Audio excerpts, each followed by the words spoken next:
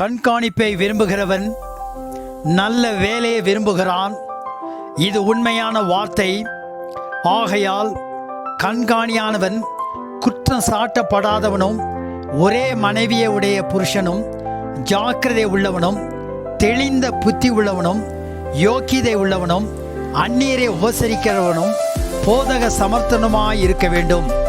அவன் மதுபான பிரியனும் அடிக்கிறவனும் இழிவான ஆதாயத்தை இச்சிக்கிறவனுமாயிராமல் பொறுமை உள்ளவனும் சண்டை பண்ணாதவனும் பண ஆசை இல்லாதவனுமாயிருந்து தன் சொந்த குடும்பத்தை நன்றாய் நடத்துகிறவனும் தன் பிள்ளைகளை சகல நல்லொழுக்கம் உள்ளவர்களாக கீழ்ப்படிய பண்ணுவனுமாய் இருக்க வேண்டும். ஒருவன் தன் சொந்த குடும்பத்தை நடத்த அறியாதிருந்தால் தேவனுடைய சபையை எப்படி விசாரிப்பான்? அவன் இருமாப்படைந்து பிசாசு அடைந்த ஆக்கினியிலே விழாதபடிக்கு நூதன சீடனாய் இருக்கக்கூடாது.